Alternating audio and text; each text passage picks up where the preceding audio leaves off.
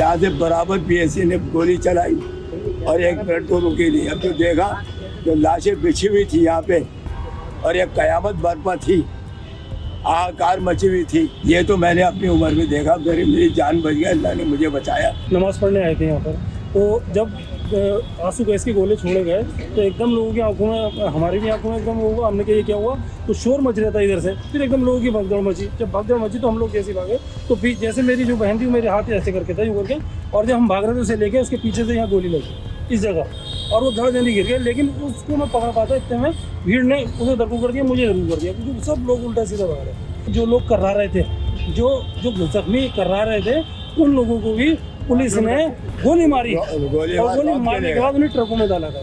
Power house के कोने पे खड़ा था, मैं उसको आज भी पहचान सकता हूँ। मैंने देखा उसको, वो डायरेक्ट फायरिंग कर रहा था मैदान में। उसकी गोली से 3 लोग मेरे सामने मरे, बिल्कुल इस पेड़ के नीचे। एक डॉक्टर नसीम है हमारी गली में, उनके घर ले जाके घायल लोगों को इलाज के लिए छोड़ने के नहीं जा रहे थे। जब काफ़ी लाशें वो लेकर के गए, मतलब घायल लोगों को, तो पुलिस ने जब देख लिया कि ये उठा रहे हैं ज़्यादा लोगों को, उन्होंने वहीं उसके गोली मार दी गई। ये मुरादाबाद की वो ईदगाह है जहां आज से ठीक 43 साल पहले मुसलमानों का एक नरसंहार हुआ। 13 अगस्त 1980 को यहाँ पर 70 से 80 हजार मुसलमान ईद की नमाज पढ़ने के लिए इकट्ठा हुए थे। इसमें बच्चे, बूढ़े और जवान शामिल थे। करीब 9 से 9:30 बजे के बीच का समय रहा होगा कि ईदगाह के एक गेट के बाहर शोरगुल सुनाई दिया। धीरे धीरे ये शोरगुल एक झड़प में तब्दील हो गया। ये झड़प पुलिस और एक ग्रुप के बीच में हुई थी, क्योंकि एक अफवाह फैली थी कि एक सुअर नमाज पढ़ रहे लोगों के बीच में घुस आया है। उस ग्रुप ने पुलिस पर अटैक किया और पुलिस ने जवाबदेही में अंधाधुंध फायरिंग की। इस फायरिंग से मची भगदड़ में सैकड़ों लोग मारे गए। उस वक्त उत्तर प्रदेश में वीपी सिंह की सरकार थी और वीपी सिंह ने इस नरसंहार की जांच के लिए एक जुडिशियल कमीशन का गठन किया। ये एक सदस्यीय आयोग था जिसके मेंबर थे इलाहाबाद हाई कोर्ट के justice MP Saxena. Justice MP Saxena ने अपनी रिपोर्ट 1983 में सरकार को सौंप दी, लेकिन ये रिपोर्ट 40 साल तक एक ठंडे बस्ते में पड़ी रही। किसी भी सरकार ने ना ही इसे स्वीकार किया और ना ही इसे खारिज किया। इस रिपोर्ट को अब जाकर योगी आदित्यनाथ की सरकार ने पब्लिक किया है। तो इस रिपोर्ट में लिखा क्या है? इस रिपोर्ट के पहले पन्ने की ही 3री लाइन पर लिखा है कि ईद की नमाज पढ़ने के लिए 60-70 हजार कट्टरपंथी मुसलमान इकट्ठा हुए।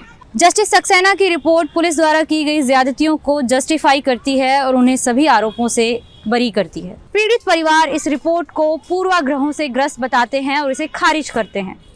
घर के तकरीबन सब लोग, छोटे छोटे बच्चे थे, हम ईदगाह पर नमाज़ पढ़ने के लिए गए।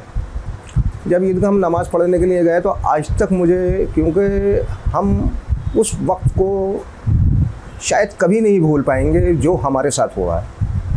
हमारे वालिद, हमारे दादा, हमारे चाचा मेरे अनमैरिड थे। आप ये आइडिया लगाइए कि क्या सिचुएशन होगी इस वक्त, कि अनमैरिड थे वो, तो वो हमें सब घर पर ले आए। तो उस वक्त पुलिस की फायरिंग हो रही थी, मकसद ये लोग भगदड़ मच रही थी। मतलब ये तो आप सन 43 साल पहले का, अगर उस वक्त इतनी हाई टेक्निक नहीं थी, लेकिन अगर आप देखेंगे तो कुछ ना कुछ तो उसमें दिख रहा है। हम अपने घर पर आ जाते लगभग 11 साढ़े 11 बजे के करीब। हमारा ये चैनल आज भी वही मकान है, ये वही घर है। तो हमारे दादा ने सब चैनल बंद करके इतना बड़ा ताला लगाया उसके अंदर, और सब घर के अंदर सेफ हो गए। अब हमारे सब लोग हमसे कह रहे हैं कि भाई आप लोग, मकसद ये है कि हमने नहीं, हमारा घर सबसे, आप हमारे घर की कंडीशन भी देख सकते हैं कि उस वक्त ये ऐसी ही बना हुआ था। पुलिस आती और हमारे घर में ताला तोड़ती और हमारे घर में घुस जाती। हमारे घर के सारे परिवार के लोगों को ले जाती है, जिनका आज तक पता नहीं। हम तो आज भी ये यकीन रखते हैं ना कि हमारे वालिद के अभी एज के लोग अभी दुनिया के अंदर हैं, तो हमें तो अभी तक ये यकीन है कि अभी हमारे चाचा या हमारे वालिद अभी लौट के आएंगे। हम चलिए दादा को तो मान लेते हैं एक टाइम को, अपने वो 50+ एज थी उनकी, लेकिन अभी हम अपने वालिद की और अपने चाचा की और उसकी जो बिहार का रहता था उसकी तो आज भी हमें उम्मीद रहती है कि शायद वो लौट कर आएगा। हम किसी दौर में आज अपने बच्चों के बराबर थे, आज हमारे बच्चे हमारे बराबर। अब उन बच्चों को क्या मालूम, मोहल्ले के बच्चे मुझसे आनंद के पूछते हैं कि यार फ़हीम भाई के तुम्हारे घर से पुलिस 4 आदमी ले गई थी। मतलब इस मीडिया से ये तो फ़ायदा हुआ हम कि जो लोग भूले हुए थे वो आज मकसद ये है कि सामने तो आया कि इनके वहाँ से पुलिस 4 आदमी लेकर गई थी। हमारे घर तो सिर्फ इंदिरा गांधी जी आई थी, वीपी सिंह आए थे, ज्ञानी जेल सिंह आए थे, मुझे आज तक याद है। आप मोहल्ले में सर्वे कर सकते हैं, और लोग आया करते थे। हमारे घर तो कोई ऐसा कुछ, हमें तो हैरत होती है, मैं अखबार पढ़ के यार क्या ऐसा हुआ है। उस वक्त का मंजर ऐसा है कि मेरे सामने बिल्कुल नया है। जैसे अभी सामने खड़े हैं मेरे घर के मेरे ससुर, मेरे देवर, उस मेरे 3 देवर थे, मेरे चल दिए। एक बाहर के थे, वो भी चल भाग गए, निकल गए उस बल्बे की, उसमें पुलिस की राह में आए। लेकिन मेरे ससुर, मेरे शौहर और एक देवर जिसका रिश्ता भी लिख चुका था, मंगनी हो गई थी, ईद के चांद में शादी होती उसकी। एक मेरे घर का मेरे देवर के पास वो बच्चा बचपन से रहता था, उसका भी दर्द हमें होना चाहिए, वो भी हमारे घर की उसमें है। एक वो था बच्चा, उसको चारों को जो पुलिस ने घिराव में लिया, तो यहाँ तक हमने देखा ये जो आगे का जो मस्जिद जो है, उतने शहीद पहले ये वीरान थी, बात को बनी शहीद नाम के से। यहाँ पर एक गाड़ी खड़ी थी, सफ़ेद गाड़ी थी, और उसके हम इतने पढ़े हुए भी नहीं थे, और ना इतना हमें वो था कि ऐसा हो जाएगा। नंबर हमने नोट नहीं करा, किससे कराते हैं। उस गाड़ी में बैठते हुए हमारे शौहर के, हमारे घर के किसी के भी चारों के पैरों में जूते तक के भी नहीं, ऐसी जैसे घर में होते हैं ऐसी ले गए। फिर उसके बाद आज तक हमें पता नहीं दिया, नहीं मालूम कहाँ है, क्या हुआ। फिर उसके बाद 1 महीना कोई वो नहीं, ढूंढ में सब लगते रहे, ढूंढते रहे, कहीं पता नहीं उनका। जब पता नहीं तो फिर उसके बाद में इंदिरा गांधी आई थी। लेकिन मैंने उनसे बात करी, मैंने कहा इंदिरा जी बता दो कि हमारे साथ में ऐसा हुआ क्यों, हम तो बेगुनाह थे, हमारे आदमी तो घर में महफूज थे, और हमारे घर का मामला ख़राब हो गया, बताओ इसका क्या हाल है। बोल नहीं, हम तुम्हारे साथ बहुत कुछ सलूक करेंगे, बहुत कुछ करेंगे, सहायता देंगे, अब जो होना था वो हो गया। मैंने कहा हमें कुछ नहीं चाहिए, हमारे जो आदमी गए उनका पता बताओ और उनको लौटवा दो हमारे पास, हमें कुछ नहीं।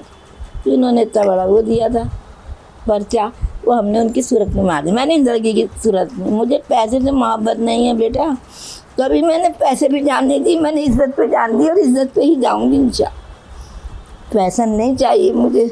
अब भी मैं कहती हूँ, यही कहूँगी, चाहे मेरी जान ले ले कोई, कि मुझे हमारे घर के 4 आदमी, जब मैं ज़िंदा बैठी हूँ तो 4 में से कोई तो होगा ज़िंदा, जब किसी का कुछ तो नाम निशान होगा, या ऐसे ही उड़ के ऊपर को चलेगा। हमारी वालदा थी, हम घर में मौजूद, हम भी मौजूद थे घर में, लेकिन जो छोटे वाले भाई बहन थे हमारे, वो उन्होंने अंदर कमरे में पलंग पड़ा होता है ना, पलंग के साथ साथ यहाँ बिस्तर भी, उन्होंने उसके नीचे में न छुपा दिया बच्चों को, और उन्होंने अंदर से कुंडी बंद कर ली उसी गेट की दरवाजे की, तो कमरा है। और पुलिस ने हमारी गोली उसके बाद से किवाड़ पे, हाँ निशान होगा आज भी, हाँ निशान, हाँ पेंट होगा।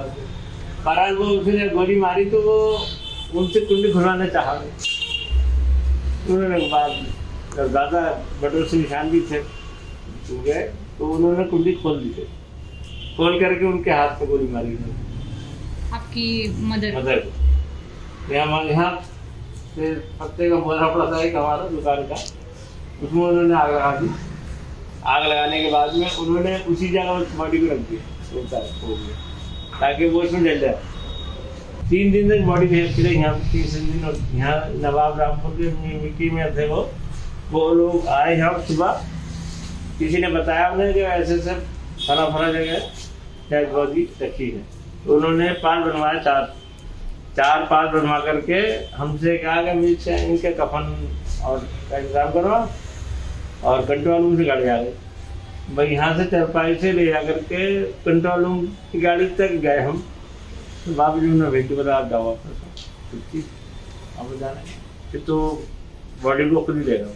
उस वक्त जो हम लोगों ने लोकल लेवल में पता किया, तो उस वक्त हमें बताया कि ये लोग बरेली की जेल में हैं, इन लोगों को बरेली की जेल में रख दिया। हम लोग बरेली गए तो वहाँ मिले नहीं। उसके बाद फिर हम लोगों ने इन्हें आखिर में बॉम्बे की जेल में, इलाहाबाद की जेल में, हद तो यह है कि हम लोग अंडमान निकोबार तक की जेल में हो आए थे, कोई नहीं मिला वहाँ, बॉडी भी नहीं मिली। और उस वक्त जब प्राइम मिनिस्टर यहाँ पर आए थे तो उस वक्त कहा था हम लोगों कि आपके लोग तो ज़िंदा हैं, वो जल्दी मिल जाएंगे आप। अब देखिए रिपोर्ट आई है, सब कुछ आया, मगर जो फैसला आया वो मैं समझता हूँ वो गलत है, क्योंकि जो जिम्मेदार थे उस वक्त वो उनका तो पता भी नहीं, क्योंकि जो राइट्स में शामिल थे और जिन लोगों ने कराया इस राइट को जिन लोगों ने अंजाम दिया है, सबसे ज़्यादा तो सरकार की इसके अंदर, और उसके बाद फिर ये पुलिस प्रशासन, इन लोगों ने किया हम लोगों के साथ। और हम लोग यहाँ पर कोई हिंदू मुस्लिम का तो कोई झगड़ा भी नहीं था। जो नई रिपोर्ट है मेरे सामने, वो तो 4 दिन पहले ही आई है। जब ये पटल पर आई तो मुझे पता चला कि इसमें इन लोगों को हाथ था, जो कि गलत है। मेरे ख्याल में तो बेगुनाहों को फंसा दिया गया, छोटी मछलियाँ को पकड़ लिया गया और बड़ी मछलियाँ आज भी बाहर हैं। 13 अगस्त को हर साल मुरादाबाद का मुस्लिम समुदाय एक काले दिन के रूप में मनाता है। वो हर साल जिला प्रशासन को एक मेमोरेंडम सौंपते हैं जिसमें पीड़ित परिवारों के लिए न्याय की बात की जाती है। जस्टिस सक्सेना की रिपोर्ट के आने के बाद से 2-3 तरह के सवाल उठाए जा रहे हैं। वो रिपोर्ट जिन मुस्लिम लीडर्स को इस नरसंहार का दोषी बताती है वो जिंदा नहीं है। पीड़ित परिवार जिन पुलिस अधिकारियों और जिला प्रशासन के अधिकारियों को दोषी बताते हैं वो भी आज जिंदा नहीं है। तो ऐसे में इस रिपोर्ट को पब्लिक किए जाने की टाइमिंग को लेकर सवाल उठाए जा रहे हैं। इन्होंने जुडिशियल इंक्वायरी की तरह नहीं की। ये एक सरकारी अधिकारी की तरह है, कुछ लोगों से मिले, बात की और वापस चले गए। और एडमिनिस्ट्रेशन को और पुलिस को बचाने के लिए ये रिपोर्ट लिखी गई। जैसे मैं कह रहा हूँ कि इसकी तो पहली लाइन में ये लिखा है कि 60-70 हज़ार लोग जमा हो गए और वो 60-70 हज़ार लोग कट्टरपंथी, पहली फर्स्ट पेज पर लिखा है इसने अपनी रिपोर्ट में। ये यहाँ पर मैं यही पढ़ रहा था कि कट्टरपंथी मुसलमान, 60-70 हज़ार मुसलमान जो ईद की नमाज़ पढ़ने आए थे, उनको आप ये कह रहे हो कि साहब ये कट्टरपंथी मुसलमान थे। जब आपका माइंड मेकअप पहले से है कि वो कट्टरपंथी थे तो जाहिर है कि आप रिपोर्ट भी ऐसी दोगे। आपका मेन मकसद था सिर्फ एडमिनिस्ट्रेशन को बचाना, पुलिस को बचाना। जबकि सब ने 14 तारीख को, 13 को ये वाक़या हुआ, 14 को जब यहाँ VP सिंह आए, 14 को जब यहाँ ज्ञानी झैल सिंह जी आए और कोतवाली के अंदर सम्मानित व्यक्तियों की मीटिंग ली जिसमें हिंदू और मुसलमान दोनों तबके के लोग थे, बराबर नहीं, उसमें हम नहीं जा पाए, तो बराबर लोग थे। उसके अंदर सब ने एक आवाज़ से ये कहा था कि एडमिनिस्ट्रेशन ने बगैर प्रोवोकेशन के गोली चलाई, एडमिनिस्ट्रेशन मुजरिम है, पुलिस मुजरिम है, पुलिस ने ज़्यादती की है, पुलिस ने गोली चलाई। पुलिस PAC सब, PAC तो इन्हीं के अंडर में, एडमिनिस्ट्रेशन के अंडर में है। तो सवाल ये कि सब ने इनकी शिकायत की थी, उस शिकायत को रफ़ा करने के लिए इस कमीशन ने काम किया। सन 84 का सिखों का मामला हुआ, 5वां कमीशन बैठा है, आपको मालूम होगा। 4 कमीशन बैठ चुके हैं, 4 दफ़ा उन्हें मुआवजे मिल चुके हैं, 5वां कमीशन फिर बैठ गया। और सन 80 का, सन 87 का, सन 76 का सब गायब कर दिया इन्होंने। कोई किसी का कुछ नहीं है। अगर जहाँ मुसलमानों का मामला आता है वहाँ बिल्कुल कतई तौर पर एकदम ऐसी खामोशी। जस्टिस सक्सेना की रिपोर्ट जिन 2 मुस्लिम लीडर्स को दोषी बताती है, उन लीडर्स का आखिरकार क्या हुआ? देखिए, डॉक्टर शमीम साहब 1980 में मुस्लिम लीग के प्रदेश अध्यक्ष थे और मुस्लिम लीग को लाने में उनका, सन 71 में मुस्लिम लीग को इस प्रदेश में लाने में उनका बहुत बड़ा रोल था और लगातार वो मुस्लिम लीग से वाबस्ता रहे। लेकिन सन 88 में कुछ ऐसे इख्तलाफात हुए पार्टी के अंदर कि वो पार्टी फिर छोड़ गए और उसके बाद वो 1989 में, 89 में वो जनता दल से MLA बन गए थे और जनता दल में उन्हें दर्जा मंत्री का दर्जा भी दिया गया उन्हें। 1989 के बाद उन्होंने इस मसले में कोई हमारे साथ ना हमारी मदद की, ना उन्होंने कोई काम किया। इसके बाद दूसरे मुस्लिम लीडर डॉक्टर हामिद हसन खां, उनका मुस्लिम लीग से कोई ताल्लुक़ नहीं था, वो नॉन पॉलिटिकल एक तरह से थे और खाकसार तहरीक एक हुआ करती थी, उसके वो यहाँ पर सदर थे। उन्होंने कभी इलेक्शन भी नहीं लड़ा उन्होंने कभी, और वो अपना खाली बेलचा पार्टी अपना चलाते थे, या फिर ये कि जो मुस्लिम सोशल एक्टिविटीज़ में शामिल रहते थे, कभी कोई मुस्लिम मसाइल लेकर कभी अधिकारियों से मिल लिया करते थे, बस इतना ही उनका वो था। BJP RSS का कोई हाथ नहीं था, लेकिन उस वक्त की सरकार का हाथ था, यहाँ के एडमिनिस्ट्रेशन का हाथ था, यहाँ की पुलिस का हाथ था और PAC का हाथ था। और PAC के हाथ में, PAC के जुल्म को सरकार ने माना, 30 साल तक उस पर पाबंदी लगाई, 30 साल तक उस पर पाबंदी भी, 2011 तक यहाँ पर PAC बैन रही मुरादाबाद के अंदर। तो ये total sponsored by state government and sponsored by administration था पूरा। ये कहते हैं कि justice delayed is justice denied, और यही कारण है कि मुरादाबाद नरसंहार के 43 साल बीतने के एक लंबे वक्त के बाद भी पीड़ित परिवारों को न्याय की कोई उम्मीद नजर नहीं आती। इन पीड़ित परिवारों ने उत्तर प्रदेश में सभी पार्टियों की सरकारें देख ली हैं और उनकी नाउमीदी में सबकी हिस्सेदारी बराबर से है। और जब उत्तर प्रदेश में बीजेपी सरकार ने जस्टिस सक्सेना की रिपोर्ट को पब्लिक किया है तो इन पीड़ित परिवारों को न्याय की उम्मीद कम और खुद को एक राजनीतिक मोहरा बनाए जाने के दांव पेश नजर आ रहे हैं। मुरादाबाद से मनीषा मंडल के साथ ज्योति यादव।